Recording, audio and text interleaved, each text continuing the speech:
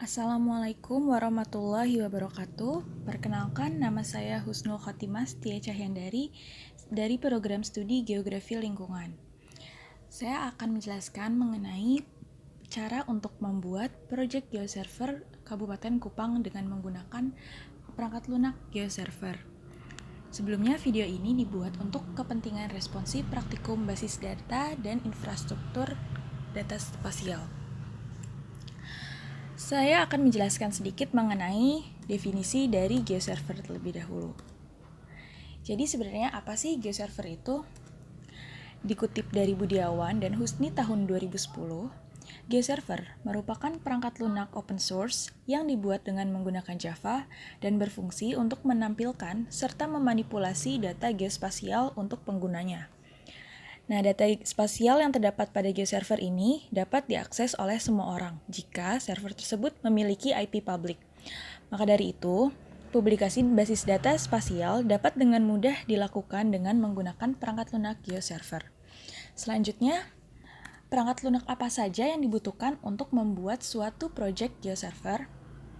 Yang saya di sini membagi menjadi dua perangkat lunak. Yang pertama adalah perangkat lunak utama dan pendukung. Pada perangkat lunak utama ini, tentunya kita membutuhkan perangkat lunak geoserver. Tetapi, agar instalasi geoserver dapat berjalan dengan lancar, kita membutuhkan perangkat lunak yang lainnya yaitu Java. Selanjutnya, perangkat lunak pendukung yang dibutuhkan adalah Google Earth. Perangkat lunak Google Earth ini berfungsi untuk membuka hasil pengoperasian data spasial pada geoserver. Selanjutnya, data-data apa saja sih yang dibutuhkan dan yang dapat dibaca pada perangkat lunak geoserver? Jadi di sini terdapat dua data yang sederhana, yaitu data raster dan data vektor. Kedua data ini dapat dibaca pada perangkat lunak geoserver dan juga dapat dipublikasikan pada perangkat lunak tersebut. Selain kedua data ini, terdapat data lainnya yang dapat dibaca dan dipublikasikan melalui perangkat lunak tersebut, sesuai dengan kebutuhan. Tetapi pada saat ini, saya akan menggunakan data vektor berupa shapefile. Data vektor ini dapat berupa data garis, titik, maupun area. Selanjutnya, saya akan langsung menjelaskan tutorial untuk membuat project geoserver hingga melakukan publikasi project tersebut. Langkah yang pertama yaitu melakukan instalasi perangkat lunak geoserver dan Java. Jika keduanya telah diinstal, langkah berikutnya yaitu menyiapkan seluruh data yang akan dipublikasikan. Saya akan menggunakan shapefile pemerintahan pada Kabupaten Kupang. Data ini harus dipindahkan terlebih dahulu pada folder geoserver agar dapat memudahkan dalam memasukkan file ke dalam perangkat lunak geoserver. Foldernya terdapat dalam folder geoserver pada program files, kemudian data_dir. Selanjutnya terdapat pada folder data, dan berikutnya adalah shapefile. Di sini saya membuat folder baru agar data tidak tercampur dengan data shapefile yang lainnya.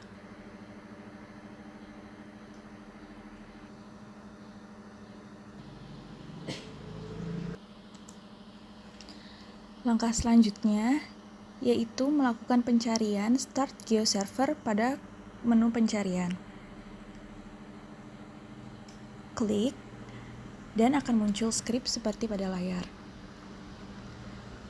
Tunggu hingga skrip selesai dan terdapat tulisan Server Main Started.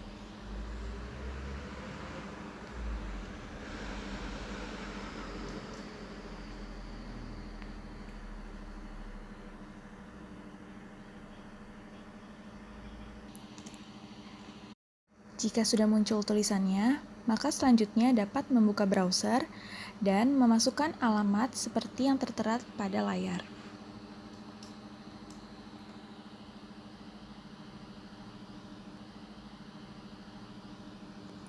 Berikut merupakan halaman geoservernya.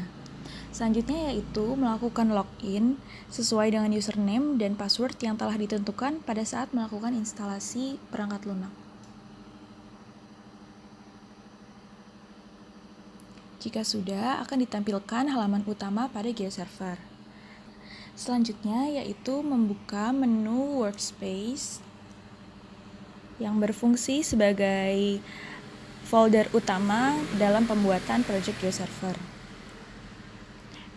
Klik pada menu Add Workspace, kemudian masukkan nama sesuai dengan yang diinginkan. Tetapi nama tersebut tidak boleh menggunakan spasi.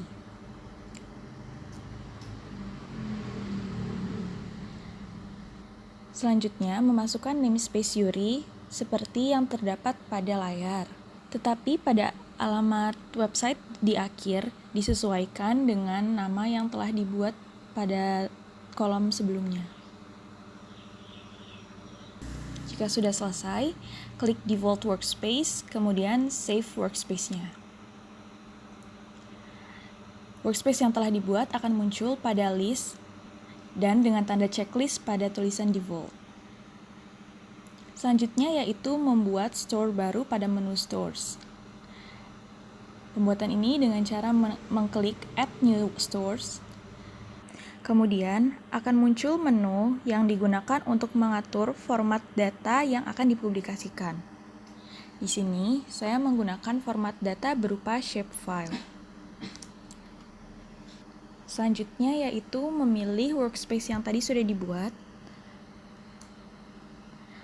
Kemudian masukkan data source name sesuai dengan nama workspace-nya, ditambah dengan underscore store seperti pada layar. Langkah berikutnya yaitu memasukkan data sesuai dengan folder yang tadi sudah dibuat, yaitu terdapat pada data, kemudian shapefile, dan folder yang tadi terdapat dalam folder shapefile. Jika sudah, stores dapat langsung di-save.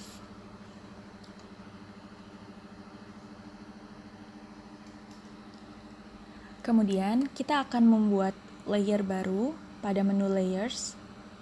Pembuatan layer berfungsi untuk mempublikasikan data yang tadi sudah di-upload ke dalam perangkat lunak GeoServer. Selanjutnya, pilih stores yang tadi sudah dibuat. Jika sudah, klik tulisan Publish. Kemudian akan muncul menu yang akan digunakan untuk mengatur data yang tadi sudah diupload.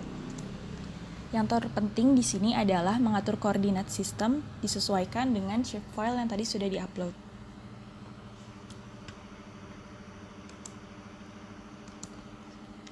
Selanjutnya yaitu klik compute data pada bounding boxes yang otomatis nanti akan disesuaikan dengan koordinat sistem yang telah dimasukkan.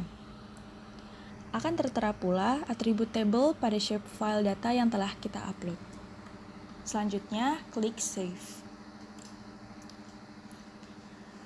Layers yang tadi kita buat akan muncul dalam list pada tabel dan sudah dipublikasikan. Data dilihat dalam menu Layer Preview.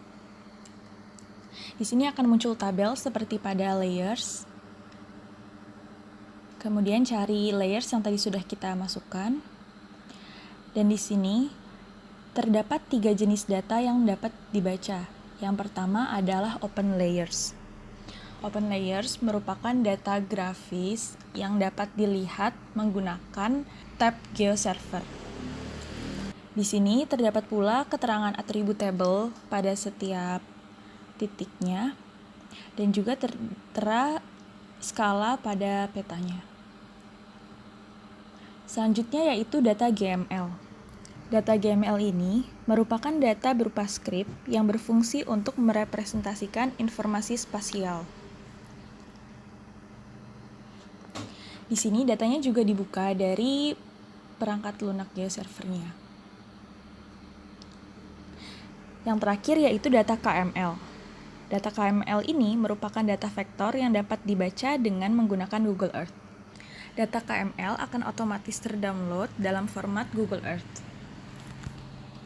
Jika data ini dibuka, maka Google Earth akan langsung menampilkan data yang tadi sudah kita masukkan. Di sini terlihat data pemerintahan Kabupaten Kupang. Data ini ditunjukkan oleh titik-titik merah yang terdapat pada peta Kabupaten Kupang.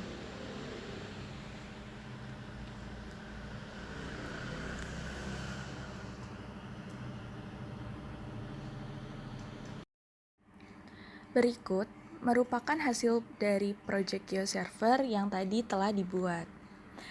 Yang pertama adalah data open layer atau data grafis yang berfungsi sebagai preview peta pada perangkat lunak GeoServer, sehingga pengguna bisa langsung melihat hasil peta yang nantinya akan dapat lebih jelas ditampilkan pada data KML. Selanjutnya yaitu data GML yang dapat menampilkan informasi spasial dalam bentuk script atau bahasa pemrograman. Selanjutnya yaitu data KML.